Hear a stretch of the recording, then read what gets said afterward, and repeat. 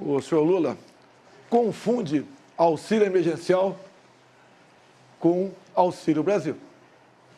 O auxílio emergencial de R$600. E o senhor que fala tanto de pobre, deixar bem claro, durante o ano 2020, quando o povo foi obrigado a ficar em casa, não por decisão desse presidente, mas por decisão de muitos governadores do seu partido, eles iam morrer de fome. E só de auxílio emergencial em 2020, nós gastamos o equivalente a 15 anos de Bolsa Família. E o Bolsa Família pagava muito pouco. Eu tinha vergonha de ver as pessoas mais humildes, em especial do Nordeste, do interior do Nordeste, recebendo, algumas famílias, começando a receber R$42 por mês. Se eu só podia dar algo melhor, como está dizendo agora, por que não deu lá atrás? Porque agora, quando a gente chega e passa para 400, contra a sua bancada do PT, e depois passa para 600, o senhor quer se arvorar de grande benfeitor que vai prometer. O senhor promete o tempo todo. O senhor prometeu levar água para o Nordeste. E agora o senhor está prometendo picanha e cerveja. O senhor não fica vermelho com essas propostas mirabolantes e mentirosas? Creio que para governar o Brasil, tá, nós temos passado. Nós não somos candidatos aqui de primeira viagem. Então o senhor tem seu passado que é lamentável, é triste. Em especial entre os mais humildes, os mais pobres do Brasil. Eu quero falar agora com o pessoal do Nordeste. Quanto era o Bolsa Família? Começava com R$40. Nós triplicamos com o Auxílio Brasil a média do Bolsa Família. Hoje, a dona de casa vai no supermercado e compra realmente algo para levar para casa. No passado, ia com o carrinho vazio. Eu perguntei quantas universidades você fez. Perguntei quantas escolas técnicas você fez. E você veio falar do Bolsa Família.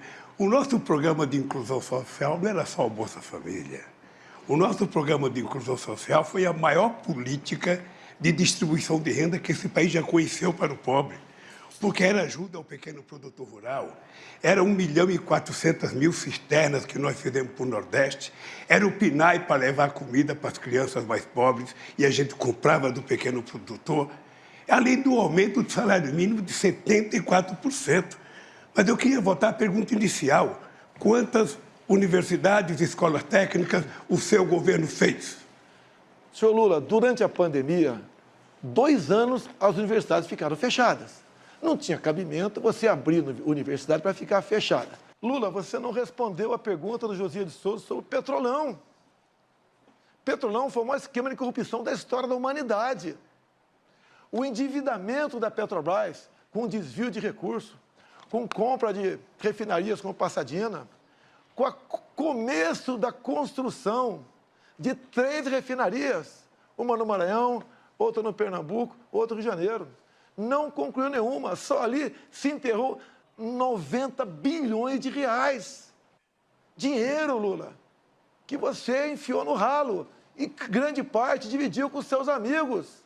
Muitos devolveram centenas de milhões de reais. Lula, a Petrobras se endividou em 900 bilhões de reais. Isso equivale a você fazer 60 vezes a transposição de São Francisco. Lula, responda sobre o Petrolão. Eu vou responder sobre a Petrobras e vou dizer uma coisa para você. A Petrobras tinha uma dívida de 300 milhões e essa dívida foi feita porque a Petrobras precisava tirar o pré-sal de 7.000 metros de profundidade que vocês não acreditavam. E muita gente nesse país dizia que era impossível tirar o petróleo de 7.000 metros de profundidade. E nós conseguimos tirar, e hoje o barril de petróleo colocado em terra é quase com o mesmo preço do barril de petróleo da Arábia Saudita. A segunda coisa é que eu fiz a capitalização da Petrobras de 70 bilhões, foi a maior capitalização da história do capitalismo em dezembro de 2010 e transformei a Petrobras na 2ª maior empresa de energia do mundo. E isso permitiu que a gente ficasse autossuficiente. O que acontece é que nós decidimos fazer refinaria, sim. O polo petroquímico de Itaboraí, no Rio de Janeiro, que foi parado. Nós decidimos fazer a refinaria no Maranhão, uma refinaria no Ceará, fizemos a refinaria de querosene, sabe, no Rio Grande do Norte, porque esse país queria ser exportador de produtos derivados e não de óleo cru como está sendo agora. O Brasil tem um potencial extraordinário e se houve corrupção na Petrobras, olha, prendeu-se o ladrão que roubou, acabou. E prendeu porque houve investigação. Porque no nosso governo nada era escondido. A gente não tinha sigilo. Não tinha sigilo do filho, da filha, não tinha sigilo do cartão de crédito. A gente não tinha sigilo das casas, nada, tudo era ali. Era o portal da transparência e era a lei de informação, a lei de acesso à informação, que foram duas obras-primas que o PT criou para que o povo acompanhasse em tempo real a coisa que foram feitas nesse país. Quando você fala em crescimento, você mente o tempo todo. Dá um Google você em casa. Vê quanto foi o crescimento do Brasil em 2015 e 2016. Governo do PT. O Brasil caiu na ordem de 7%. Tinha pandemia naquele tempo? Tinha guerra lá fora? Não. Mas tinha corrupção em abundância no Brasil.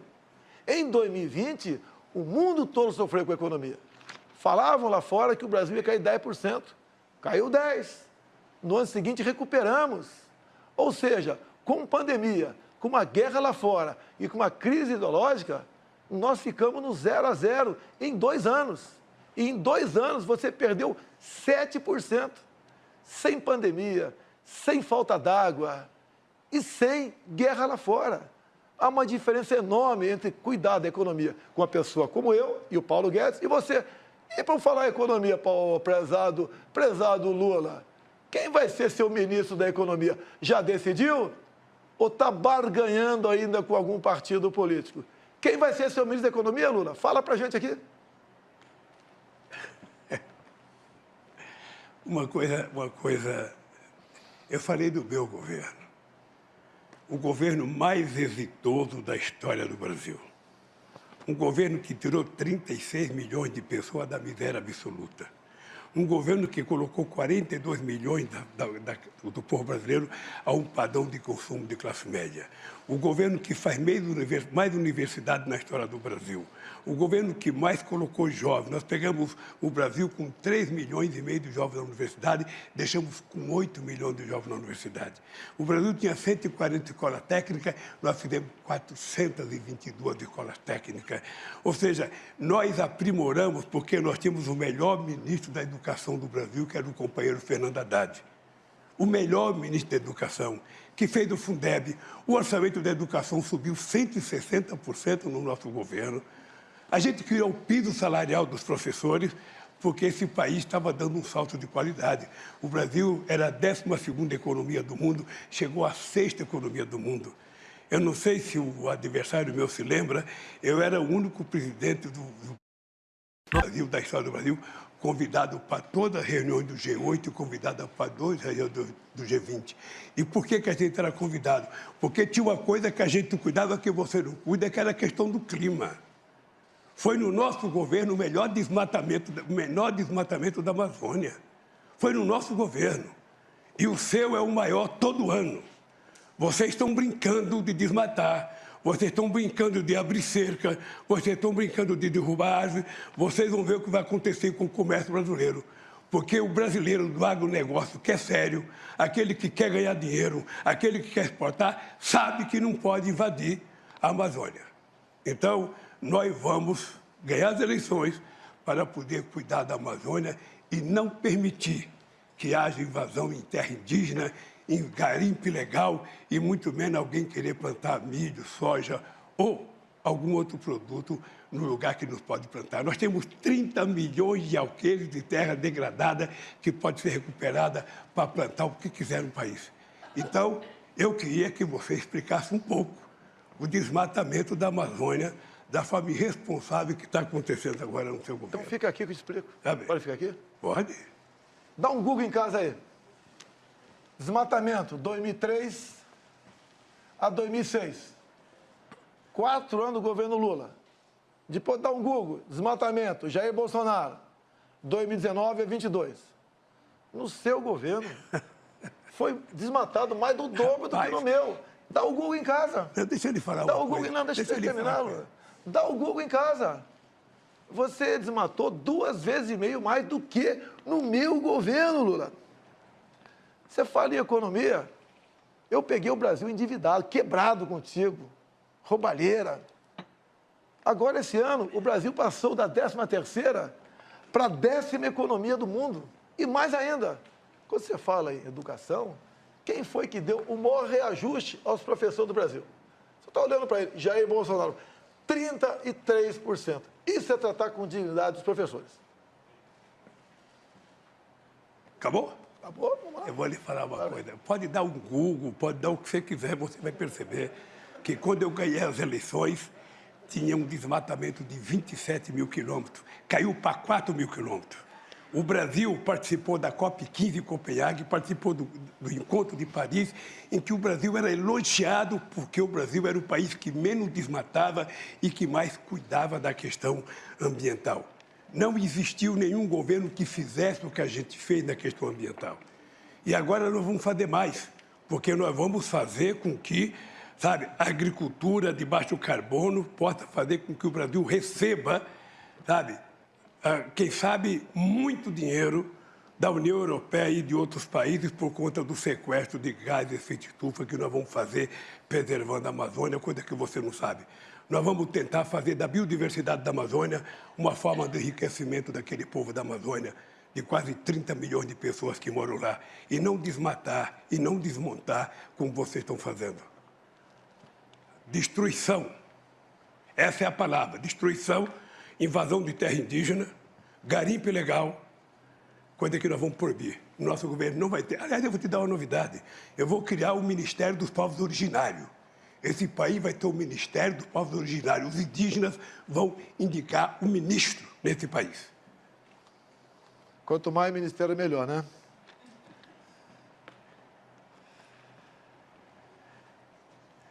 Lula, tu acabou de dizer, há poucas semanas, que é dividir a biodiversidade da Amazônia com o mundo. Você já está se curvando ao mundo. Em vez de você falar que a Amazônia é nossa, você quer dividir a nossa biodiversidade. Você só consegue manter em pé as suas mentiras se você botar um plano de governo teu, que todo mundo já sabe. Controle da mídia. Você fala o tempo todo que quer controlar a mídia, que vai controlar a mídia. Ou seja, somente assim, Lula, para suas mentiras permanecerem em pé. Você quer ou não controlar a mídia? Mentiroso é você. Você mente todo dia. Você mente e desmente, mente e desmente. Você foi obrigado a acordar 1h da manhã hoje para fazer uma live por causa da mentira que você tinha que contar ao povo brasileiro. Você sabe disso. Você deveria ter deitado com a consciência muito pesada com o que você fez. Muito pesada. Porque levantar 1h da manhã para fazer uma live, eu não disse aquilo, eu não fiz aquilo. Quem te conhece sabe o que você fez.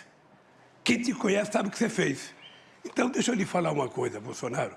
Esse país precisa de gente com muita seriedade para governar. Esse país tem que ter alguém que tenha a credibilidade da sociedade brasileira. Esse país tem que ter alguém que garanta a estabilidade nesse país.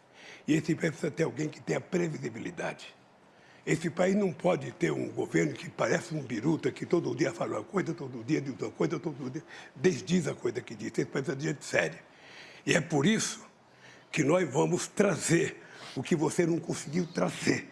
Nenhum país te convida para ir lá e ninguém quer vir aqui, pois eu vou voltar a abrir esse país para o mundo. O que nós vamos fazer é fazer a da Amazônia, nós vamos fazer acordos para pesquisar a riqueza da biodiversidade da Amazônia em bem do povo brasileiro e em bem da humanidade. Porque nós precisamos compartilhar o conhecimento científico com outros países para que a gente possa explorar corretamente a Amazônia. Então, Bolsonaro, você sabe o que nós fizemos. Você, sinceramente, sabe que você colocou um ministro que desmatava tudo e dizia que era para abrir a cancela para entrar boiada. Você não teve o menor respeito pela Amazônia, o menor respeito. Ou seja, para você o que vale é os caras quebrar, desmatar, invadir, plantar. Sabe? O homem de negócio sério não invade. Eu digo para vocês, o verdadeiro, o homem do agronegócio não invade. Quem invade é bandido. Quem invade está transgredindo a lei e isso vai acabar. Isso vai acabar. Não tem conversa mole.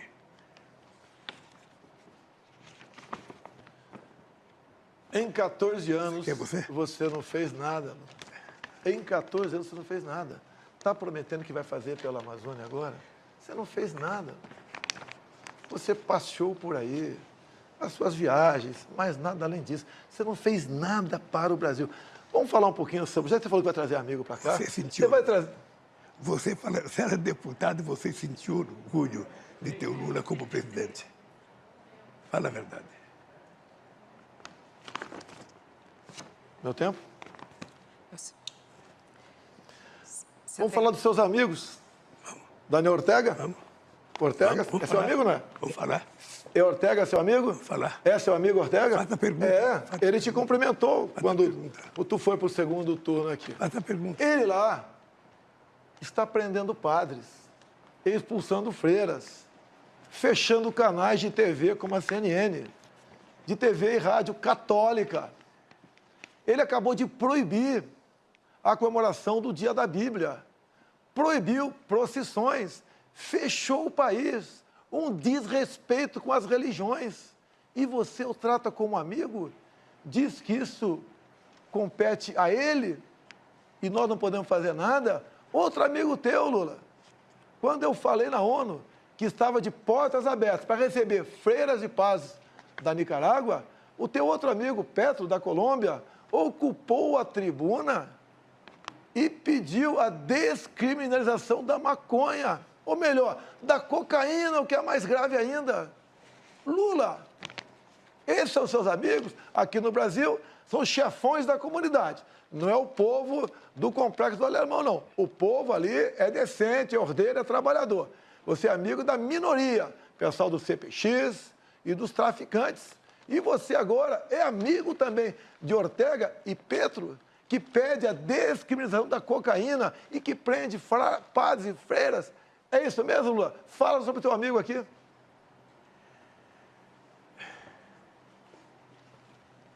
Eu senti muito orgulho de, no dia 19 de julho de 1980, e participar da comemoração do aniversário da Revolução Sandinista, que derrubaram um ditador chamado Somoza de 30 anos. Agora, o regime político da Nicarágua é uma coisa que depende deles, e o Daniel Ortega sabe, você sabe, o Chaves sabe, todo mundo sabe, que se eu quisesse acreditar em mandato perpétuo, eu teria aceito o terceiro mandato quando me propuseram. Eu acho que quem acha que é imprescindível, insubstituível, começa a nascer um ditador. Então, se o Daniel Ortega está errando o povo da Nicarágua, que puna o Daniel Ortega. Se o Maduro está errando o povo, que puna. Porque você, quem vai punir, é o povo brasileiro. Dia 30 de julho, dia 30 de outubro, se prepare. Eu faço aniversário dia 27 e o povo vai me dar de presente a sua volta para casa. É isso que vai acontecer. Porque o povo está precisando de alguém que cuide dele. Alguém que cuide do povo, alguém que cuide da mulher, do trabalhador, alguém que cuide, que tenha... Candidato Lula, o seu tempo acabou. É que eu fico empolgado. Muito obrigado. Quem cuida do povo sou eu, do mais pobre. Olha o Auxílio Brasil. Você que é pobre, tem dificuldade. Multipliquei por 3 o valor médio do Bolsa Família. Agora vamos falar de fé, de religião, de liberdade. Ele assinou a Carta da Democracia e é apaixonado por Ortega, por Maduro, pelo falecido Fidel Castro, entre outros ditadores. O círculo de amizade dele aqui nas comunidades não é o povo trabalhador, são os traficantes. Olha a preocupação que nós temos. O que tem de comum entre Lula, Ortega, Chaves falecido, Maduro, Evo Morales, Fernandes da Argentina, Petro da Colômbia? São do Foro de São Paulo, são todos amigos. Olhem para onde estão indo esses países. A Venezuela, o Lula fez campanha para o Chaves lá atrás e para Maduro também. Até chegou a falar certa vez, pode faltar tudo na Venezuela, menos democracia. Olhe como é que está o povo da Venezuela, o país mais rico do mundo em petróleo, cujo povo vive numa pobreza abaixo dos nossos irmãos do Haiti. Olha para onde está indo a nossa Argentina. Deixo claro, Fernandes, ainda candidato, foi visitar o Lula na cadeia em Curitiba. Se elegeu presidente. Olha como é que está a economia da Argentina. 40% do povo da Argentina está na linha da pobreza. Já reviram lixões para sobreviver. É isso que nós queremos para o Brasil? Botar umas pessoas como essa, sem qualquer qualificação intelectual ou moral, para administrar nosso país? Ele quer voltar à cena do crime, o seu Geraldo Alckmin. O povo não vai deixar isso acontecer. Esse nosso povo respira liberdade. Lula, durante a pandemia, fecharam igrejas. Muitos governadores do teu partido, você não falou nada. Igreja não se fecha nem em tempo de guerra. E você permitiu que seus governadores fechassem igreja, Lula. Que respeito você tem para com as religiões? Nenhum. Lula, vá lá para Roraima, ver o povo venezuelano fugindo para cá. Homens e mulheres chegando, pesando 15 quilos abaixo. Não chega nem um cão ou gato com essas 600 pessoas todo dia. Sabe por quê, Lula? E os seus animais foram comidos na Venezuela. Pobreza e miséria. O único que vive muito bem lá, um dos raros, é o próprio Maduro. Mais ninguém.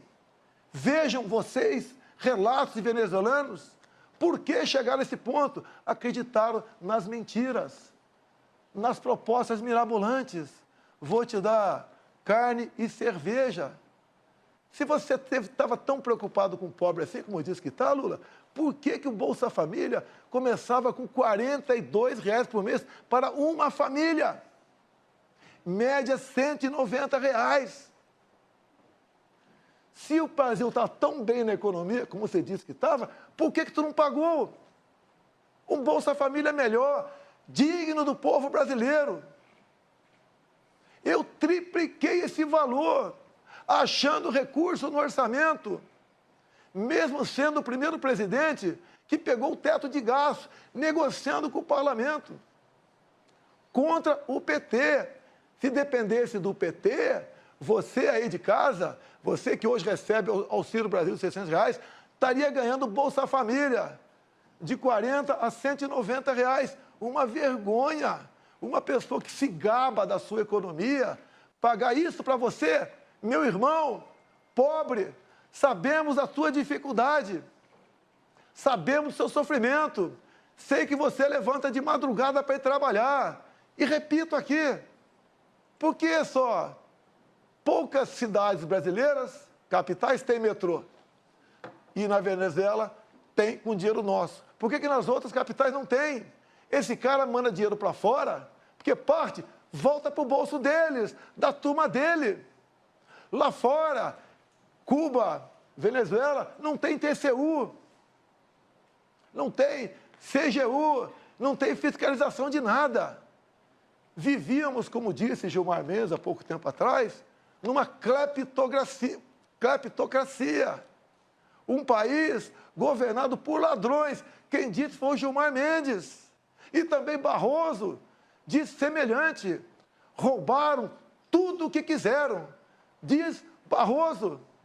Tem prova, contraprova, dinheiro, conta bancária. Lula, você devia ficar em casa, Lula. Ficar em casa, curtindo a vida e não querendo voltar à cena do crime. Lula, tu é uma vergonha nacional.